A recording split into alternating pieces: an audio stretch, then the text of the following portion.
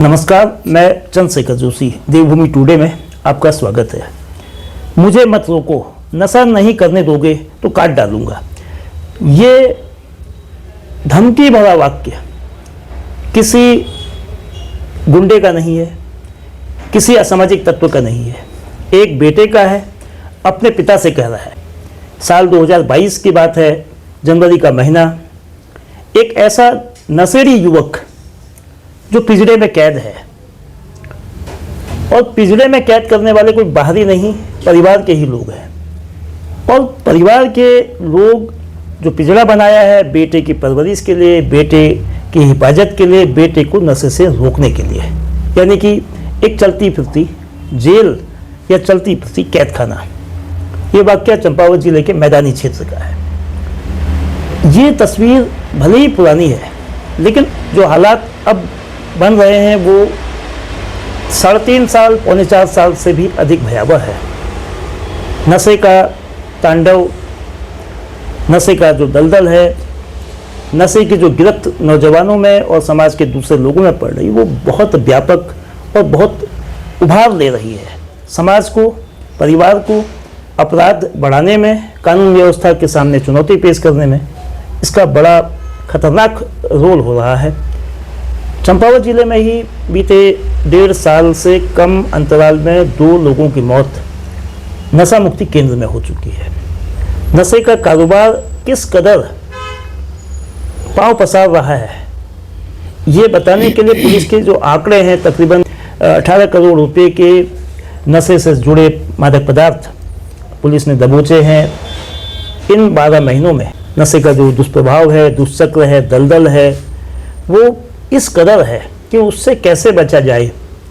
बेहद चुनौती परिवार से लेकर समाज के सामने। तो नशे के क्षेत्र में वे लोग जो नशे के खिलाफ लोगों को जागृत कर रहे हैं, लोगों को रोक रहे हैं, नशे से बचाव के उपाय बता रहे हैं। हमारे साथ ऐसे 2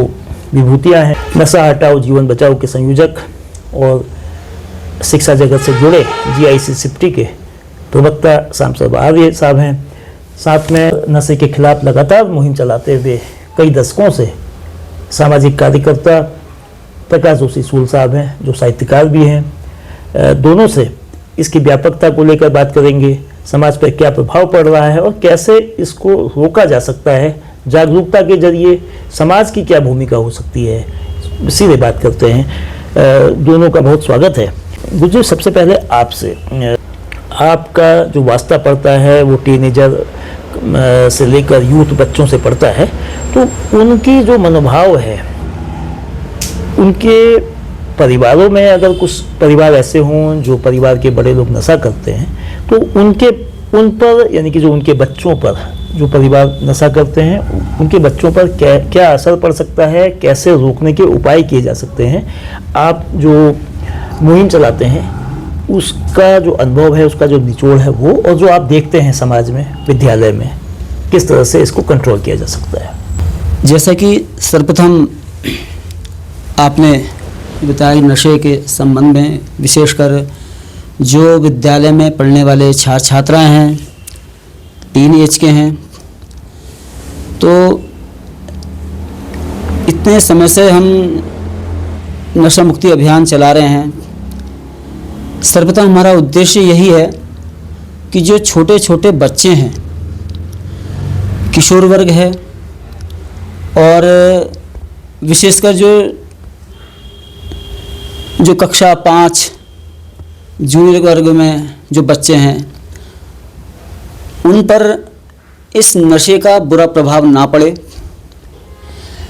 क्योंकि आज ऐसा यह बुरा समय आ गया है कि उन बच्चों को नशे के कुचक्र से कैसे बचाया जा सके, यह हमारे लिए केवल शिक्षक वर्ग के लिए चुनौती नहीं है, बल्कि ये अभिभावकों के लिए और समाज के लिए भी, देश के लिए भी एक चुनौती बन गया है।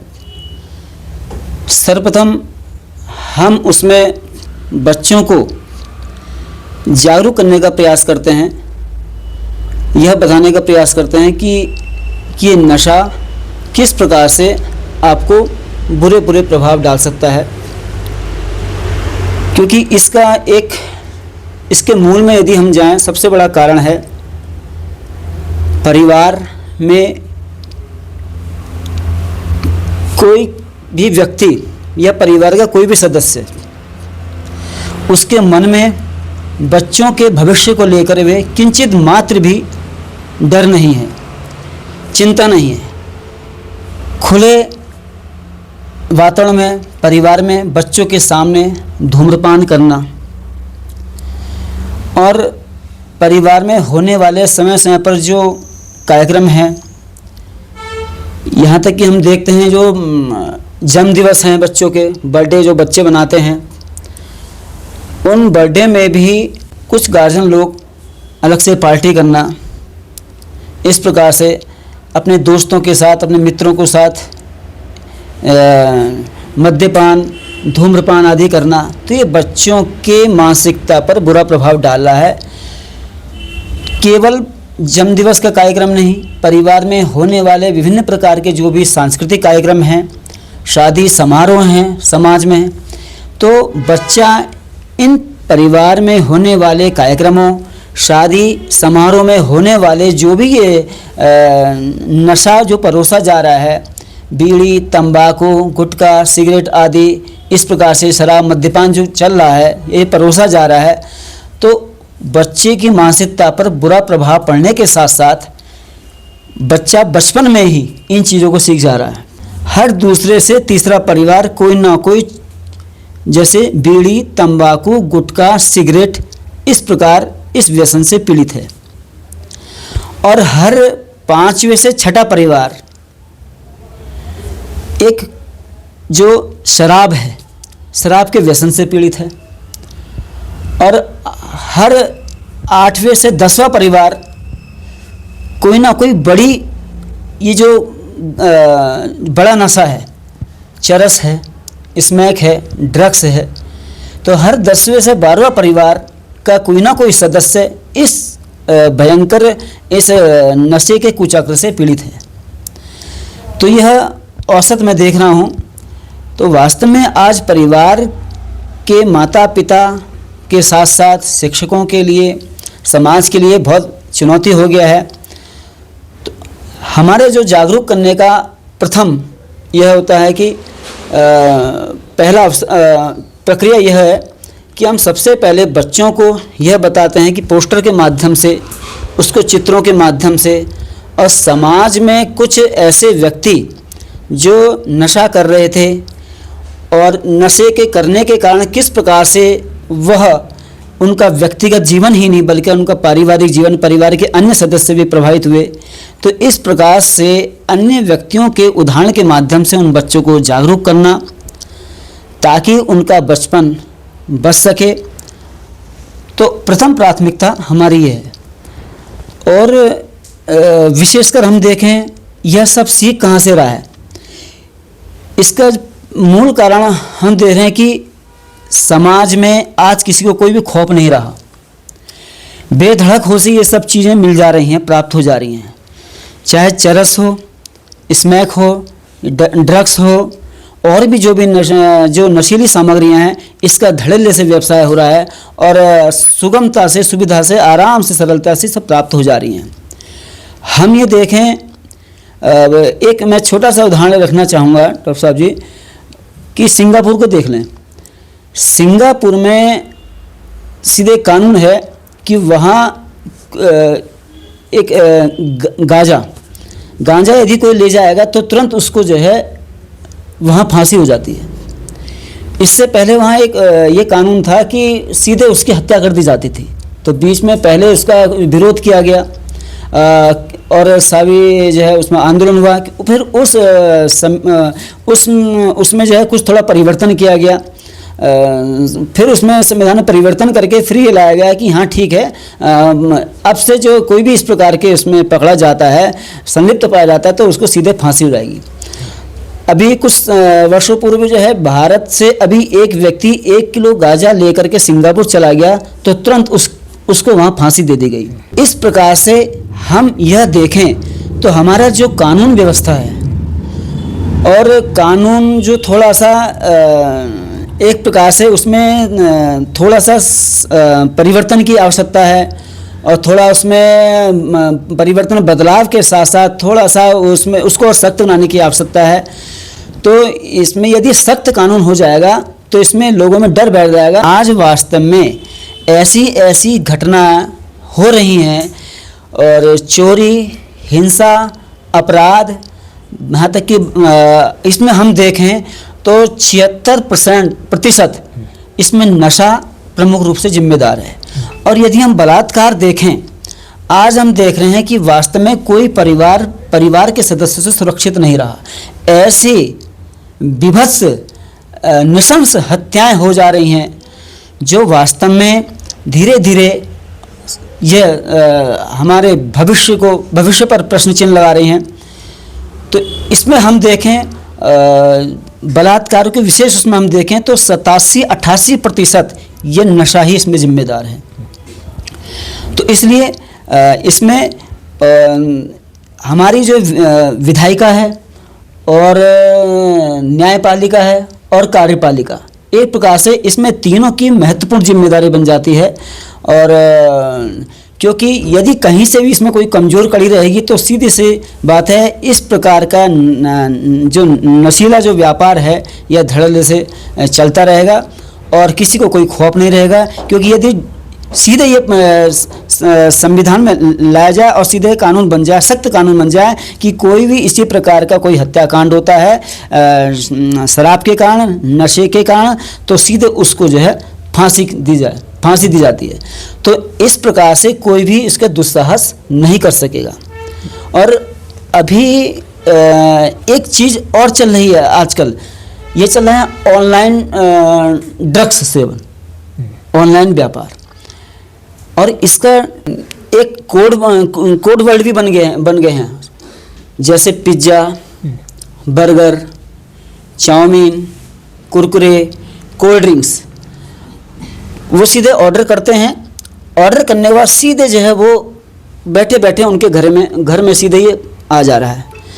घर वाले, परिवार के सदस्य ये सोच रहे हैं कि अरे इसमें तो पिज्ज़ा ऑर्डर किया था, पिज्ज़ा आया है, कोल्ड ड्रिंक्स आई है, बर्गर आया है, खाने पीने की वस्तु आई हैं। लेकिन ऐसा नहीं, उसके अंदर चरस, ड्रग्स, कोकीन और ये अफीम इत्यादि जो है इसका नशे का व्यापार चल रहा है। तो इस प्रकार से बैठे बैठे सरलता से, सुगमता से सब प्राप्त हो जा रहा है। तो कहीं ना कहीं ये वास्तव में हमारे कमज़ोर कानून को यह आईना दिखा रहा है। तो मेरा मानना यही है कि यदि इसमें सख्त कानून हो जाए और सख्त कानून हो जाएगा तो इसमें जो भी इस प्रकार के जो स्वच्छंद हो करके निर्भीकता से, निडरता से इस प्रकार से नशे का कारोबार कर रहे हैं, तो वास्तव में वो ऐसा कार्य करने से डरेंगे। सूल साहब, आप 2 दशक से अधिक समय हो गया नशे के खिलाफ अभियान चलाए हुए, समाज के विभिन्न तबकों को देखते होंगे। तो जो ऐसे लोग लंबे समय से नशा कर रहे हैं और ऐसे लोग जो कुछ वक्त से नशा कर रहे हैं, तो दोनों से टैकल करने का, दोनों से निपटने का, दोनों को रोकने का क्या उपाय आपने देखा है, जो अनुभव आपने विभिन्न अभियानों के जरिए, और जो समाज में नशे के जो दुष्प्रभाव हैं वो क्या है? आप कविता तो बाद में, पहले आप इस पर बताएंगे। सर्वप्रथम आपका आभार, आपने यहाँ पर आज मुझे अपनी बात रखने का मौका दिया है। मैं बताना चाहूँगा कि मैं 1991 से ये अभियान चला रहा हूँ, नशा मुक्त परिवेश एवं स्वच्छ पर्यावरण करके। मैंने इसमें नशा मुक्ति के साथ साथ स्वच्छ पर्यावरण के लिए भी काम किया है। तो जैसे आपने पूछा कि जो लंबे समय से जो नशा कर रहे हैं और जो हाल फिलहाल से ही जिन्होंने नशा शुरू किया है, तो क्या चुनौतियाँ हैं उन दोनों के बीच में? तो चुनौती तो सर ये है कि जो लोग लंबे समय से नशा कर रहे हैं उनके लिए तो केवल हमारे पास यही रहता है कि आप मतलब केवल हम रिक्वेस्ट कर सकते हैं, प्रार्थना कर सकते हैं, उन्हें निवेदन कर सकते हैं और नशे के खतरों को बताते हुए उनसे केवल आग्रह कर सकते हैं कि महोदय आप इस चीज़ को छोड़ दीजिए। और ऐसा नहीं, कई लोग छोड़ने की राह में भी आए हैं, क्योंकि हम लोग यदि सच्चे मन से ईमानदारी के साथ इसको अपना धर्म समझते हुए यदि हम कोई काम करते हैं तो लोग उस चीज़ को मानते हैं। हाँ, इसमें थोड़ा सा मेहनत इसमें है। मेहनत इसलिए है कि हमको ये नहीं कि एक बार हम गए, किसी को हमने बताया कि ये नशा करना जो है स्वास्थ्य के लिए खराब है या तन मन धन इस सब के लिए खराब है, और उसके बाद हम चले आए, दूसरी जगह चले गए, तो इससे क्या होता है कि सुनने वाला भी हमको उतनी गंभीरता से नहीं सुनता है और नहीं वो उसको उस पर फिर फॉलो करता है। तो व्यक्ति हमको तभी गंभीरता से सुनेगा जब उनको लगेगा कि ये हमारा हितैषी है, हमारे हित की बात कर रहा है। तो मैं जो है इसी उद्देश्य को लेकर के, इसी लक्ष्य को लेकर चलता हूँ कि उस व्यक्ति तक बार बार जाया जाए और उसको हर प्रकार से समझाया जाए, क्योंकि वो वैसे भी मैं एक कवि के रूप में भी काम करता हूँ, मैं कुछ कविता लेखन भी करता हूँ, तो मैं कविता के द्वारा उनको कुछ समझाने की कोशिश करता हूँ। और जो जहाँ तक आपने बताया कि जो जिन्होंने हाल फिलहाल में शुरू किया है उनका छोड़ना तो तब भी वो आसानी से छोड़ देते हैं, क्योंकि उनको थोड़ा सा गाइड चाहिए होती है, उनको थोड़ा सा मार्गदर्शन चाहिए होता है। यदि उनको उचित मार्गदर्शन मिल जाए और उनके पीछे आप उनका फॉलोअप करते रहें तो छोड़ देते हैं। कई लोगों ने छोड़ी है और कई लोग छोड़ने की राह में हैं, और थोड़ा सा मेहनत करने की जरूरत है सर। आप चूँकि कवि हैं तो कविता के माध्यम से अगर नशे के खिलाफ एक लोगों को प्रेरित करने की कोई कविता, कुछ चंद पंक्तियाँ आप सुना सकें। जी सर, पहले तो मैं ये बताना चाहूँगा कि मैं ये नशा मुक्ति के लिए भी मैंने जो है एक पदयात्रा की थी। मैंने ये सन 2018 में मैंने नशा मुक्ति, विधिक एवं संस्कृति संरक्षण, ये हम तीनों चीज़ों को लेकर चले थे, क्योंकि नशा मुक्ति और विधिक और संस्कृति, जो हमारी संस्कृति जो अपसंस्कृति आ रही है उसके संरक्षण के लिए हमने एक पदयात्रा की थी जो सिप्टी से सुखीधाम तक की। ये इसके माध्यम से भी मैंने कई विद्यालयों में हमारा कार्यक्रम था, तो वहाँ हमने जागरूकता की। और दूसरा ये एक मैंने पहाड़ में तब, अब ड्रग्स तो तब उतना नहीं था, तब ये शराब का ज़्यादा चलन था, तो मैंने तब लिखी है, सन 2011 में लिखी है किताब जन पिया शराब करके। इसके द्वारा भी मैं लोगों को जागरूक करने की कोशिश करता हूँ। और एक जैसे कि आपने कहा कि कविता के द्वारा कि आप कैसे जागरूक करते हैं, तो था मेरी कविताओं में उस व्यक्ति को जागरूक करने का एक तरीका ये भी है कि उसको थोड़ा सा व्यंग करके भी थोड़ा सा उसको उसके दिमाग में ये डाल करके कि थोड़ा सा उसको व्यंग्यात्मक रूप से भी मैं उसमें करता हूँ। तो उसको बताया जाता है कि भाई आपका जो है जो आप जो नशा कर रहे हो कि आपका स्थान आपके घर में कैसा है, आपके समाज में कैसा है, आप आध्यात्मिक रूप से कितने आप आगे हैं या कितने पीछे हैं, तो उनको मैं कविता के द्वारा बताता हूँ। तो जैसे मैंने कविता लिखी है कि नशा है करता नाश, नशा है करता नाश, इसको शान न समझो। कई लोग शान समझ के नशा करते हैं, तो उनके लिए है कि नशा है करता नाश, इसको शान न समझो, लेता है ये तो फांस, इसको शान न समझो। और फिर कहता हूँ उनसे कि कहते हैं जो भी आपसे कि त्याग दो नशा, कहते हैं जो भी आपसे कि त्याग दो नशा, हितैषी है वो आपके इसे अपमान न समझो, हितैषी है वो आपके इसे अपमान न समझो, नशा है करता नाश, इसको शान न समझो, लेता है ये तो फांस, इसको शान न समझो। आगे उनको ये कह के जागरूक किया जाता है कि तन को नाशे कौन नशा, तन को नाशे मन को नाशे, धन को ये नाशे। नशा क्या किस किस का नाश करता है? तन को नाशे मन को नाशे, धन को ये नाशे, सुख छीन के परिवार का, अमन को ये नासे,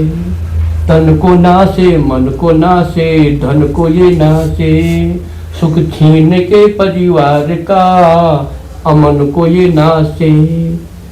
अवनति का मूल दुखों का सूल, अवनति का मूल दुखों का सूल, त्याग दो इसे, करेगा कोई आपका गुणगान न समझो।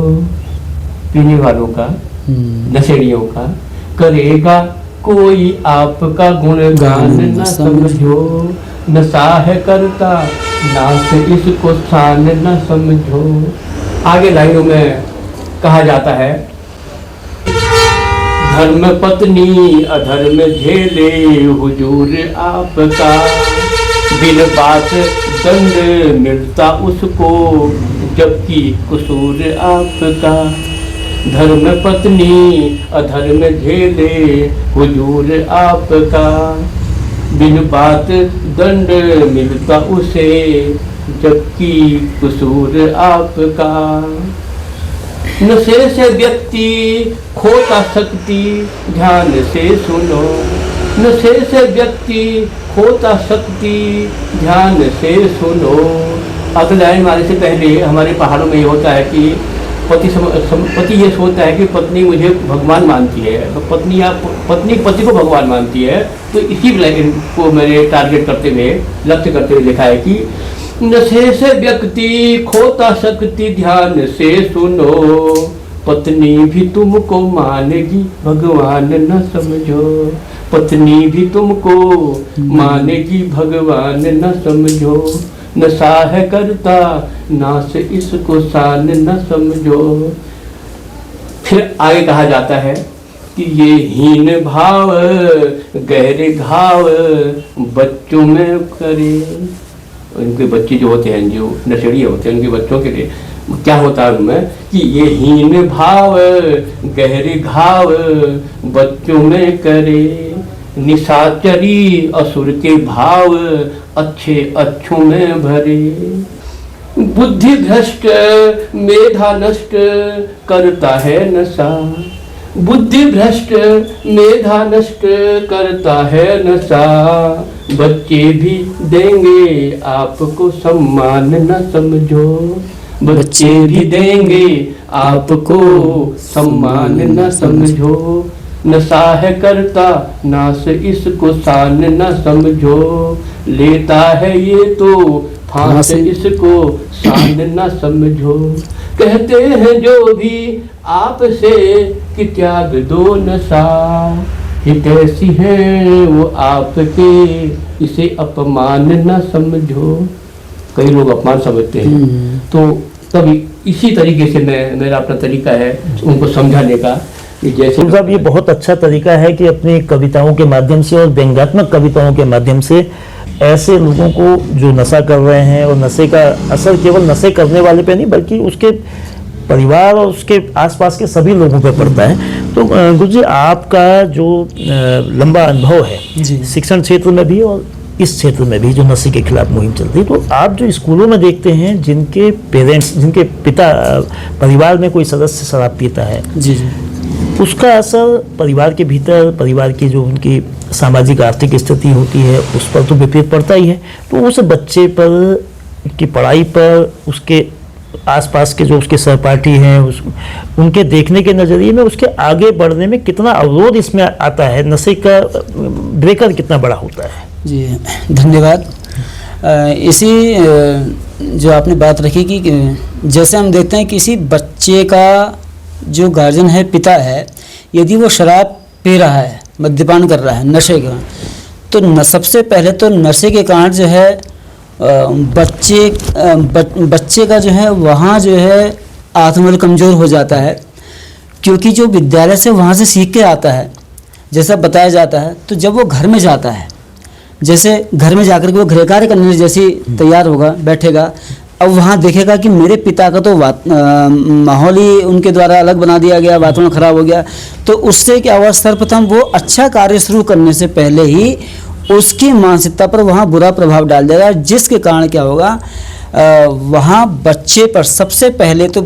पहले बच्चे पर क्या होगा, वो स्वयं भी कुंठित होने लगेगा, उसकी जो कार्यशैली है वो प्रभावित हो जाएगी। फिर उसके पश्चात जब वो बच्चा विद्यालय में आएगा, विद्यालय में आकर के जैसे बच्चा जब विद्यालय में आता है, सवेरे आता है, तो एक नई ऊर्जा, नए उत्साह के साथ, नई उमंग के साथ, नई बातें सीखने के इस कामना के साथ जैसे विद्यालय में प्रवेश करता है, तो वो बच्चा जो नशे वातावरण से निकल के आ रहा है, जो अपने पिता का ऐसा दंश झेल के आ रहा है, तो वहाँ आकर के उसकी मनोदशा वो अलग ही कुछ रहेगी। वो डरा डरा सा रहता है, सहमा सहमा सा रहता है। तो बच्चा जो है वो डरा डरा सा, सहमा सहमा सा, तो इसके कारण क्या होता है कि वो बच्चे की जो शारीरिक ऊर्जा है, शारीरिक ऊर्जा भी क्षीण हो जाती है, और जो उसका जो मानसिक संतुलन है, शारीरिक संतुलन और मानसिक संतुलन, जब हम बच्चे को पढ़ाते हैं, उस कक्षा में पढ़ाते हैं, तो पढ़ाते समय उस बच्चे का जो संतुलन नहीं हो पाता, जिससे उसकी एकाग्रता पर और उसकी मनोदशा पर और उसकी जो सामान्य जो गतिविधियाँ हैं उसमें एक विशेष परिवर्तन, एक ऐसा जो है बदलाव देखा जाता है, जिसके कारण जो है कुछ थोड़ा वो आत्मविश्वास कम होना और गृह कार्य ना करना, डरा डरा सा रहना, सहमा सहमा सा रहना, जिससे बच्चे का परीक्षा परिणाम के साथ साथ उसकी जो दैनिक जो गतिविधियां हैं, दैनिक क्रियाकलाप हैं, वो भी बाधित होने लगते हैं। तो इससे परिवार की जो आर्थिक स्थिति है और बच्चे की शारीरिक मानसिक स्थिति है वह भी बिगड़ने लगती है। और इस परिप्रेक्ष्य में जैसे मैं लगभग इतने हम अभी तक 43-45 हज़ार लोगों से हम संकल्प पत्र भरवा चुके हैं, और जिनमें जो 64 लोग ऐसे हैं जिनसे हम नशा छुड़वा चुके हैं। तो इनमें जैसा कि आदरणीय श्री सूर्य जी ने बताया कि यदि हम जाएं, केवल जागरूक कर दिया और जागरूक करके अपनी बात कह के केवल यहीं इसके पश्चात ही अपनी बात की तीसरी कर ली, तो इससे कोई वास्तव में सकारात्मक परिणाम नहीं मिलने वाला होता है। तो इसके पीछे हमें ऐसे परिवार को चिन्हित करके हम क्या करते हैं, उस विशेष एक्सरसाइज एक प्रकार से काउंसलिंग करते हैं। तो इस परिवार में फिर मैं ऐसे परिवारों में जाता हूं, घर जा कर के उनके पिता से, ऐसे घर में जो सदस्य हैं जो नशा कर रहे होते हैं, उनसे निवेदन करके और बच्चे के जो पठन पाठन है, उसका स्वाध्याय है, उसकी शारीरिक सामर्थ्य है, मानसिक सामर्थ्य है, उस पर पड़ने वाले बुरे प्रभाव से उनके पिता से या ऐसे सदस्य जो नशा कर रहा होता है, ये बात हम वहाँ रखते हैं, उदाहरणों के द्वारा उनको समझाने का प्रयास करते हैं। तो इसमें लगभग हम देखें तो लगभग कि जैसे मान लिया 10 परिवारों में हम जाते हैं, विशेष काउंसलिंग करते हैं, तो उसमें 6 या 7 परिवारों में मेरे को सफलता प्राप्त हो जाती है। विशेष रूप से यदि हम इसको रोकना चाहें, सबसे पहले यह है कि इसमें जो हमारा कानून एकदम सख्त होना चाहिए। तो हम बच्चों के घरों में जाकर के समाज में, परिवार में इस प्रकार से जागरूक करते हैं और साथ में विशेष रूप से काउंसलिंग करते हैं। सबसे पहला हमारा ये रहता है कि बच्चों को किसी भी दशा में दुकानों से कोई भी तंबाकू उत्पाद, बीड़ी, गुटखा, सिगरेट आदि ना मंगाया जाए। और वर्ष 2007-8 से मैं लंबे समय से इस पर कार्य कर रहा हूँ, 18 वर्ष लगभग इसमें हो चुके हैं। तो इसमें 75 से 80% इसमें मेरे को सफलता प्राप्त हुई है। और जैसे मैं सिफ्टी क्षेत्र में हूँ, राजकीय इंटर का सिफ्टी में कार्यरत हूँ, तो 100% वहाँ के जो भी व्यवसायी गण हैं, अभिभावक जन हैं, उन्हीं के द्वारा कहा गया, उन्हीं के द्वारा बताया गया है कि हमारी इस जन जागरूकता के कारण, जैसे आदरणीय श्री सूर्य जी हैं, हम हैं, कई ऐसे सक्रिय युवा कार्यकर्ता हैं जिनको हम लोग साथ में लेकर के अपने अभियान को तेज करते हैं। तो उन्हीं के द्वारा, व्यवसायी द्वारा कहना है कि गुरुजी, पहले यहाँ गार्जियनों के द्वारा जो बच्चों से दुकानों से बीड़ी, तंबाकू, गुटखा, सिगरेट मंगा लिया करते थे, तो अब इस प्रकार से कोई भी ये नशीली चीज़ें नहीं मंगा रहा है। और दूसरा हमारा रहता है कि बच्चों को किसी भी प्रकार से नशीली चीज़ों को ना परोसें। सुनजब एक आखिरी सवाल, तो इसका आखिर इलाज क्या होगा, समाधान क्या होगा जिस तरह के नशे की प्रवृत्ति बढ़ रही है? और आपने जो अनुभव किया होगा कि गांव में ये ज़्यादा है कि शहर में है, या दोनों जगह ये बराबर तेज गति से बढ़ रही है? जैसे आपने पूछा कि समाधान क्या है, तो मैं इसका समाधान एक ही है कि जैसे जागरूकता कार्यक्रम ही इसका समाधान है। परिवार को तो जागरूक होना ही होना है, माता पिता या जो घर के जो भी हमारे सदस्य हैं। इसके साथ साथ जो समाज के, क्योंकि माता पिता तो घर के अंदर आप देख सकते हैं या आसपास देख सकते हैं, लेकिन ज़्यादा समय बच्चा जो है समाज में भी रहता है। तो समाज में जो भी ऐसे जो लोग हैं, जो समाज हमारा जो पूरा जो समाज है, उसको यदि वो ये तय कर दे कि हम किसी भी बच्चे को, किसी भी ऐसे नवयुवक को, बच्चे को यदि नशा करते देख रहे हैं किसी प्रकार का, तो उसको रोकेंगे जरूर, उसको टोकेंगे। तो इससे क्या होता है, एक प्रकार से उस नए जो नशे की ओर आ रहे हैं जो बच्चे, जो हमारे किशोर, जो हमारे नवयुवक, उनको एक प्रकार का डर रहेगा कि हमारी भाई देखो ये हमारी शिकायत हमारे माता पिता तक जाएगी, हमारे गुरुजनों तक जाएगी, हमारे बड़े लोगों तक जाएगी, तो हमको डांट पड़ेगी, इसको दंड मिलेगा। तो इससे उनको मतलब वो जो है इस ओर जाने में वो पहले से ही वो मतलब डरेंगे और अपने आप को वो संभालेंगे। तो दूसरा जो है ये है कि उनमें स्कूली शिक्षा में भी एक मतलब विषय ऐसा हो कि उनको कक्षा 1 से ही ये चीज़ें नैतिक शिक्षा के दौरान, या आप क्या कहते हैं प्रेरक के दौरान, या किसी कक्षा के दौरान उनको एक पाठ जरूर ऐसा हो पाठ्यक्रम विद्यालय में पाठ्यक्रम में हो कि उसमें उस विषय के अध्यापक को, या जो भी अध्यापक है, क्योंकि हर अध्यापक जानता ही है कि नशे से क्या मतलब नफे हैं, क्या नुकसान है। तो वो एक पीरियड, एक घंटा, यानी एक पीरियड जो 42 मिनट का हो, 1 घंटा का हो, तो उन बच्चों के लिए, सामूहिक रूप से बच्चों के लिए दिया जाना चाहिए, चाहे वो प्रार्थना के वक्त हो। तो स्कूली पाठ्यक्रम में सरकार ऐसा कोई ऐसा ये कार्यक्रम बनाएगी कि नशा मुक्ति का भी एक कोई पाठ्यक्रम हो, जिसको कि कक्षा 1 से ही बच्चों के सामने ये चीज़ें, उनका क्या क्या नफ़ा है, क्या नुकसान है, क्या इसके क्या इससे कौन से रोग होते हैं, तो जिससे बच्चे को पता चले और बच्चे को ये पता चल जाएगा कि इससे क्या होता है, तो वो खुद फैसला कर सकता है। क्योंकि आपने देखा होगा कि जिसमें लोगों का फायदा होता है उस ओर व्यक्ति बिना कहे भी वो जाता है। और मैं आपके चैनल के माध्यम से मैं निवेदन भी करना चाह रहा हूँ पूरे समाज से कि आप जिस किसी भी बच्चे को देखते हो कि वो नशे की ओर जा रहा है, आप कृपया उसको अपना बच्चा मान करके उसको टोकिए जरूर, उसको रोकिए जरूर, और उसकी शिकायत उसके घर वालों तक जरूर कीजिए, उसके शिक्षक तक जरूर कीजिए, जिससे कि उस बच्चे को भय रहे कि ये चीज़ गलत है और मैं यदि मैं ये ऐसा काम करूँगा तो मुझे माता पिता से मुझे डांट पड़ेगी, अपने अभिभावकों से मुझे डांट पड़ेगी, अपने गुरुजनों से मुझे डांट पड़ेगी, समाज के सभ्य समाज से मुझे डांट पड़ेगी। चलिए, बहुत धन्यवाद सूल साहब, बहुत धन्यवाद गुरु जी। तो उत्तराखंड को भी 2030 तक ड्रग फ्री उत्तराखंड बनाने की बात है, नशा मुक्त उत्तराखंड के लिए प्रयास किए जा रहे हैं। लेकिन ये प्रयास केवल प्रशासन, पुलिस, नारकोटिक्स डिपार्टमेंट के जरिए ही नहीं होगा, बल्कि इसमें जन सहभागिता जरूरी है, जागरूकता जरूरी है। और जिस तरह से जो अभियान हमारे दोनों मेहमानों की ओर से चल रहा है, ये भागीदारी नागरिक समाज की ओर से भी की जा रही है। विभिन्न संगठन जो नशा मुक्ति के क्षेत्र में स्वयंसेवी के रूप में काम कर रहे हैं, और जो सुझाव दिए गए कि कड़े कानून होने चाहिए, साथ में पाठ्यक्रम का भी हिस्सा हो कि नशे से क्या नुकसान है, नशे को कैसे रोका जाए, शरीर से लेकर अर्थ और अलग अलग तरीके से जो नुकसान होते हैं, और नशे को जो सामाजिक मान्यता ना दी जाए, किसी भी तरह का नशा, छोटा हो बड़ा हो, जो तमाम तरह के फेस्टिवल्स होते हैं, तमाम तरह के कार्यक्रम होते हैं, उनसे नशे को दूर रखने के लिए अगर ये होगा, क्योंकि नशे की जो व्यापकता है, नशे का जो नुकसान है, केवल एक व्यक्ति तक नहीं है, एक परिवार तक नहीं है, समूचे समाज, प्रदेश और देश तक इसका असर होता है। अपराध बढ़ने से लेके सड़क दुर्घटनाएं तक, तो हर तरह के नैतिक रूप से पतन से लेकर आर्थिक रूप से पतन तक होता है। इसलिए ज़रूरी है कि प्रशासनिक